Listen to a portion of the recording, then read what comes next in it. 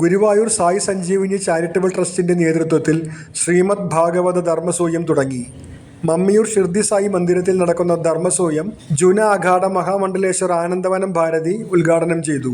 ഭാഗവതം മോക്ഷദായകമാണെന്ന് സ്വാമി പറഞ്ഞു. അവിടെ ഭാഗവതം എന്ന ഗ്രന്ഥത്തിന്റെ പ്രയോജനം മോക്ഷമാണ്. ഭാഗവതം ഒരു തവണ കേട്ടാൽ മതി എന്നാണ് പറയുക മോക്ഷത്തിന് വേണ്ടിയിട്ട്. അത് ആ രീതിയിൽ നമ്മുടെ ഉള്ളിലേക്ക് ഭാഗവതം പ്രവേശിക്കണം എന്ന് മാത്രം.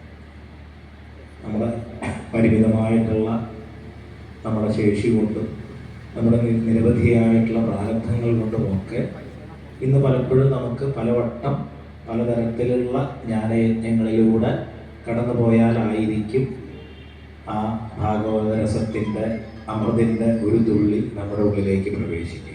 അധ്യക്ഷത വഹിച്ച മൗനയോഗി സ്വാമി ഹരിനാരായണൻ ധർമ്മസൂയത്തെക്കുറിച്ച് ഭക്തർക്ക് വിശദീകരിച്ചു. സമാധി ആഘോഷം എന്ന് നമ്മൾ നോട്ടീസിലൊക്കെ വെക്കുമ്പോൾ ആളുകൾ ചോദിക്കാറുണ്ട്, ഈ സമാധി എങ്ങനെ ആഘോഷമാവുന്നത്, സമാധി ആചരണമല്ലേ എന്ന് ചോദിക്കാറുണ്ട്. സമാധി ആഘോഷം തന്നെയാണ് ആകേണ്ടത്. കാരണം ഒരാൾ ഭൂമിയിൽ ജന്മമെടുത്താൽ അദ്ദേഹത്തിന് 3 പ്രധാനപ്പെട്ട ദിവസങ്ങളാണ് ജീവിതത്തിൽ ഉണ്ടാകേണ്ടത്. ഒന്ന് അദ്ദേഹം ജനിച്ച ദിവസം, മറ്റൊന്ന് എന്തിനു വേണ്ടി ജനിച്ചു എന്ന് മനസ്സിലാക്കുന്ന ദിവസം, മൂന്നാമത്തേത് ആ ലക്ഷ്യം നേടുന്ന ദിവസം.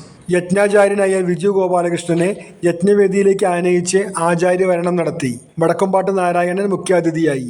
IP Ramachandran, Shaju Puthur, executive trustee Arun C Nambiar എന്നിവർ സംസാരിച്ചു.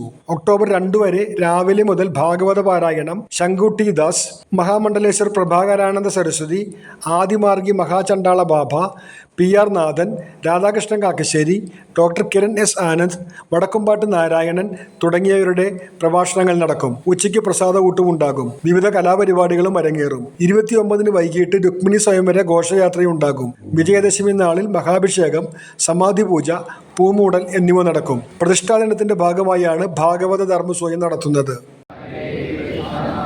കൃഷ്ണ കൃഷ്ണ ഹരേ